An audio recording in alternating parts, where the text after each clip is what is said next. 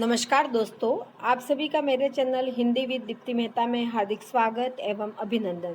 जैसा कि हम शिक्षण विधियाँ डिटेल में पढ़ रहे थे, तो उसके अंतर्गत हमने गद्य शिक्षण की विधियों को पढ़ लिया था, पद्य शिक्षण की विधियों को भी पढ़ लिया था एक वीडियो के अंतर्गत।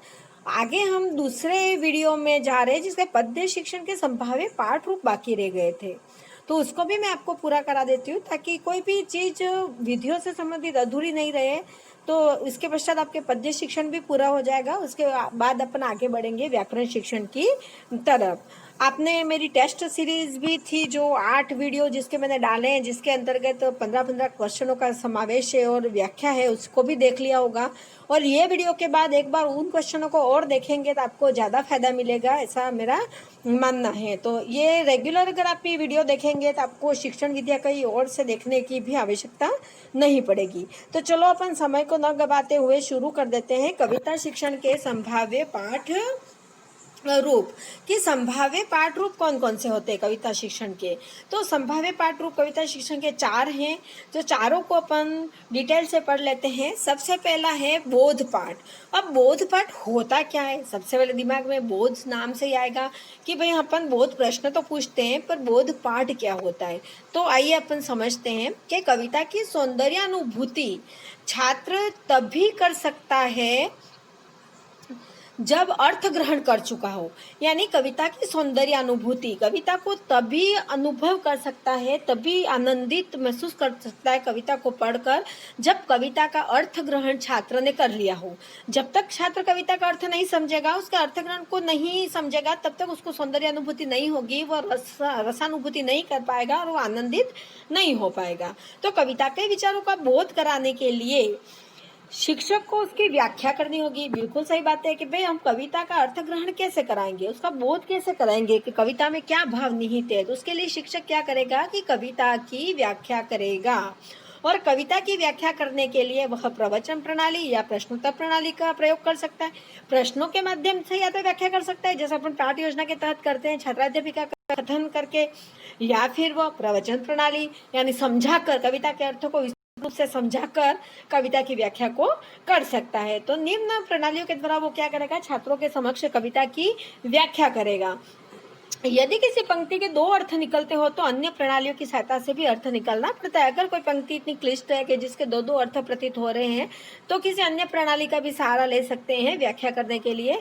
कुल मिला के बोध पाठ का मतलब है कि कविता की सौंदर्यानुभूति कराना, छात्रों को कविता का अर्थ ग्रहण कराना। अगर छात्र आसानी से कविता का अर्थ ग्रहण कर लेता है तो उसने बोध पाठ सफल हो जाएगा।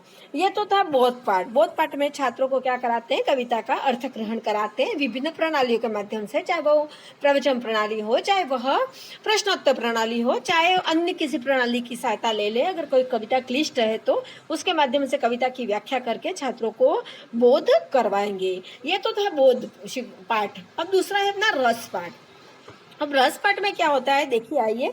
जब किसी कविता पाठ का पहले दिन बोध पाठ करा दिया जाता है, जब क्या है बालक को अपन बोध करा देते हैं, यानी कविता का अर्थ ग्रहण करा देते हैं कि कविता में क्या भाव निहित है, तो उसके पश्चात वह तब उसकी रसानुभूति कराने के उद्देश्य से रस पाठ कराया जाता है। उसके पश्चात क्या करेंगे, जो छात्र ने अर्थ ग्रहण कर लिया तो वो समझ जाएगा उसको कि कविता में कौन से भाव निहित है, तो कविता की रसानुभूति करेगा। अगर उसमें कौन सा रस है, करुण रस है तो दुख का अनुभव करेगा, संयोग रस है तो श्रृंगार रस है तो उसका अनुभव करेगा, शांत रस है तो उसका अनुभव करेगा, वीर रस है तो उसका अनुभव करेगा। तो वो क्या करेगा कि रसानुभूति कराई जाएगी। और रस पाठ कराने से छात्रों को कविता के भाव सौंदर्य और भाषा सौंदर्य की जानकारी भी हो जाती है कि कविता में कौन से भाव निहित है, किस प्रकार की कविता है, उसको आनंदित महसूस होगा। और सरल कविताओं का रस पाठ बिना बोध पाठ के भी कराया जा सकता है। कोई सरल पाठ है तो उसको अर्थ ग्रहण कराने की जरूरत नहीं है, ऐसे गा के भी सरल शब्दावली होती है तो उसको रस पाठ करवा दिया जाता है। सरल कविताओं के लिए बोध पाठ कराना आवश्यक नहीं होता है। ऐसे क्वेश्चन बन सकता है आपकी कि कौन सी कविताओं में बोध पाठ कराना आवश्यक नहीं होता है, तो सरल कविताओं में बोध पाठ कराना आवश्यक नहीं होता है।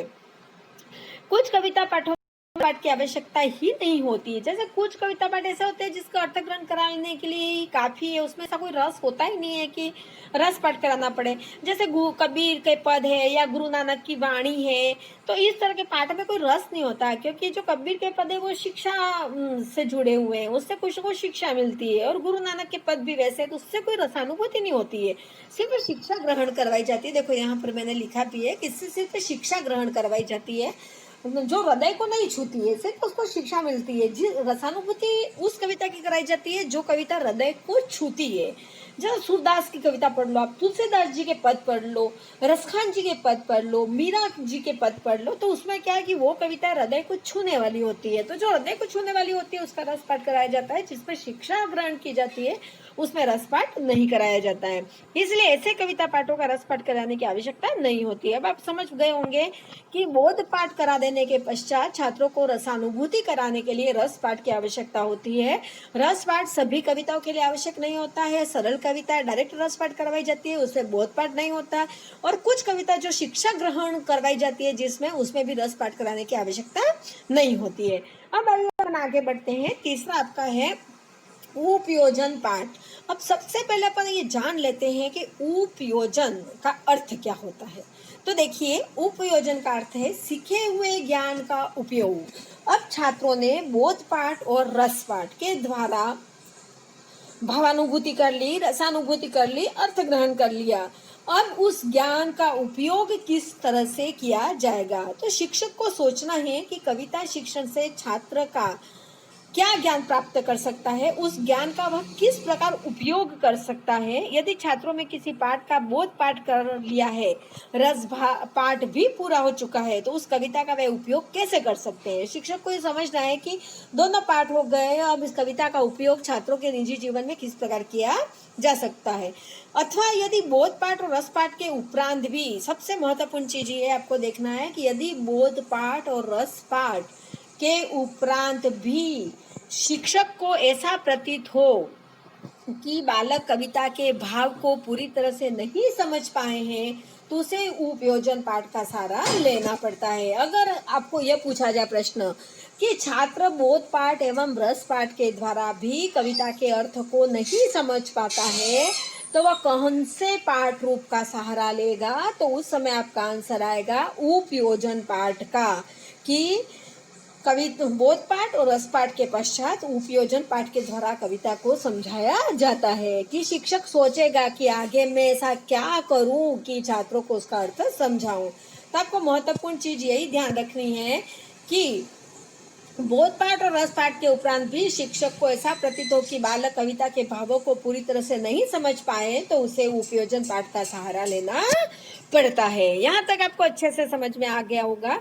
इसमें शिक्षक अन्य कवियों की अथवा उसी कवि के समानांतर कवियों को चुनकर उनकी कविताओं को कक्षा में उपस्थित करता है। अब उपयोजन पाठ में क्या करेगा, छात्र को कैसे कविता का भावार्थ समझाएगा। तो कविता क्या, शिक्षक क्या करेगा कि समान भाव वाली कविता को चुनेगा। जैसे तुलसीदास जी की कविता पढ़ा रहा है तो राम से संबंधित अन्य कविता लेगा। कृष्ण जी की सूरदास का पद पढ़ा रहा है तो अन्य रसखान का या मीरा जी का पद लेगा। प्रकृति प्रदत्त कोई कविता पढ़ा रहा है तो अन्य प्रकृति प्रदत्त कविता का सहारा लेगा। तो क्या होगा, समान भाव वाली अन्य कविताओं को छात्रों के समक्ष रखेगा और दोनों के बीच में, दोनों कविताओं के मध्य क्या करेगा, तुलना करेगा, और तुलना के द्वारा छात्रों को अर्थ समझाएगा। देखो आगे यही दे रखा है कि दोनों कविता का वाचन किया जाता है और तुलनात्मक प्रश्नों को पूछकर यह जाना जा सकता है कि छात्रों ने कविता के भावों को ग्रहण किया या नहीं। अब क्या करेंगे, दोनों देखो, इस कविता में ऐसा बताया गया तो इस कविता दोनों में क्या समानता है, इस कविता और उस कविता दोनों में क्या अंतर है, इस पद और उस पद में क्या अंतर है, क्या समानता है। इस तरह के प्रश्नों को पूछकर कविता के भावों को समझाया जाता है कि इसमें प्रकृति का वर्णन किस प्रकार किया गया है और उसमें प्रकृति का वर्णन किस तरह से किया गया है। जैसे बसंत ऋतु ले लो तो बसंत ऋतु में इस कविता में किस प्रकार का वर्णन है, दूसरी कविता ले लेंगे इसमें किस प्रकार का वर्णन है। इस प्रकार के प्रश्नों के द्वारा दोनों में तुलना की जाएगी और तुलना के द्वारा दोनों कविता को आसानी से समझाया जाएगा। नेक्स्ट पार्ट है आपका कौशल पाठ। अब कौशल पाठ, 3 पाठ तो हो गए आपके, बोध पाठ, रस पाठ और उपयोजन पाठ। कौशल पाठ में क्या है, आइए जान लेते हैं अपन कविता पाठ में कौशल प्राप्त करने के उद्देश्य से कौशल पाठ का आयोजन किया जाता है। कौशल पाठ का उद्देश्य है छात्रों में किसी कविता का अनुकूल पाठ करने की कुशलता पैदा करना। तभी सभी छात्रों को किसी कविता का सुंदर वाचन तभी आ सकता है जब शिक्षक बार बार अभ्यास कराए। इसलिए कविता पाठों के कौशल पाठों के, ये गलत हो गया टाइप, कौशल पाठों में आदर्श वाचन तथा अनुकरण वाचन को ही महत्व दिया जाता है। देखो स्पष्ट है कि कविता का सुंदर वाचन करने के लिए, अनुकूल पाठ करने के लिए, छात्रों को कविता पढ़ने में सिद्धहस्त बनाने के लिए कौशल पाठ का सहारा लिया जाता है कि कविताएं, सभी प्रकार की कविताएं को छात्रों का वाचन अच्छी तरह से कर ले। देखो ये गलत है ना, इसको मत लेना, ये क्रॉस कर देना इसको यहाँ से। तो कौशल पाठ में ज्यादातर हम छात्रों को आदर्श वाचन करते हैं। शिक्षक आदर्श वाचन करता है और अनुकरण वाचन करता है, और आदर्श वाचन और अनुकरण वाचन के माध्यम से कौशल पाठ छात्र को करवाता है। तो बच्चों यहाँ तक आपको अच्छे से समझ में आ गया होगा कि आदर्श कौशल पाठ क्या है, कि कौशल पाठ में वाचन को ज्यादा महत्व दिया जाता है। ये चारों थे आपके रस पाठ, बोध पाठ, उपयोजन पाठ, कौशल पाठ। बोध पाठ अर्थ ग्रहण करवाया जाता है, रस पाठ में रसानुभूति कराई जाती है, रस पाठ, बोध पाठ दोनों के पश्चात उपयोजन पाठ का सहारा लिया जाता है जिसमें दोनों में तुलना की जाती है, और कौशल पाठ में पाठ का बार बार वाचन करवा के छात्रों को सिद्धहस्त कराया जाता है कविता पाठ को पढ़ने में। यहाँ तक आप अच्छे से समझ लिए होंगे। यहाँ पर आपके पद्य शिक्षण की विधियां भी समाप्त होती है और पद्य शिक्षण यहाँ पे समाप्त हो जाता है। नेक्स्ट वीडियो में अपन व्याकरण शिक्षण को पढ़ेंगे, जिसके लिए आप तैयार रहिएगा। आशा करती हूँ आपको यहाँ तक अच्छे से समझ में आया होगा। अगर समझ में आया हो तो आप मेरे वीडियो को ज़्यादा से ज़्यादा लाइक करें, शेयर करें, मेरे चैनल को सब्सक्राइब करें। जय हिंद, जय भारत।